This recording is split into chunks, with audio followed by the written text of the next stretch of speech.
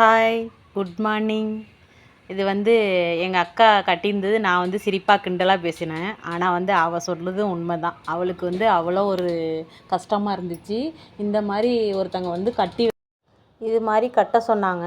சரின்னு அது எங்கள் அக்கா ஒரு வாரம் இந்த ஒன்றே ஒன்று எலும்பிச்சம்பழம் கட்டி வச்சுருந்துருக்கு. கட்டி வச்சதில் பார்த்ததில் கொஞ்சம் அந்த ஒரு மாதிரி கஷ்டமாக இருந்ததெல்லாம் கொஞ்சம் குறைஞ்ச மாதிரி இருந்துச்சு.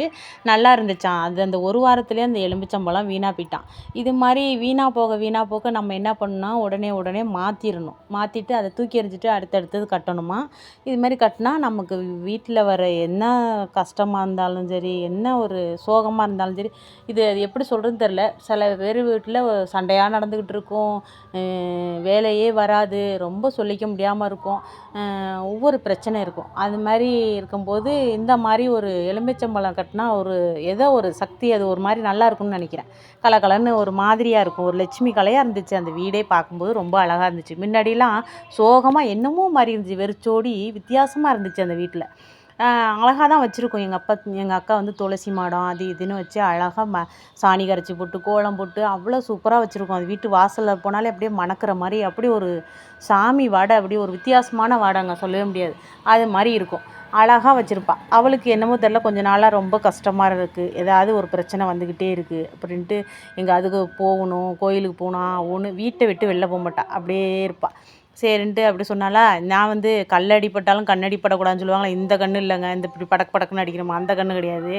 இது நேச்சுரல் கண்ணு. சும்மா பார்க்கும்போதே சில கண்ணு அப்படி ஒரு மனசுக்குள்ளே ஒன்றும் கண்ணுக்குள்ளே ஒரு இப்படியே எல்லாமே, அந்த கண்ணும் மனசும் ஒரு வித்தியாசமாக இருக்கும்.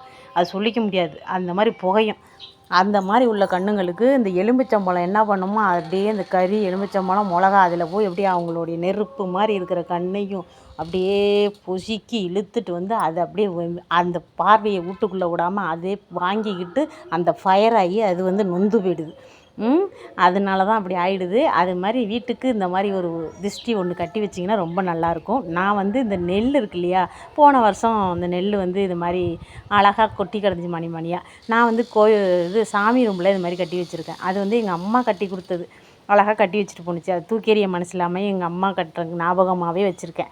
இதை வாசல்லையும் கட்டுவோன்னு அழகாக அந்த நெல்லை பொறுக்கிட்டு கட்டி வச்சுருக்காங்க. அப்புறம் நானும் திஷ்டி எனக்கும் திஷ்டி ரொம்ப வருது.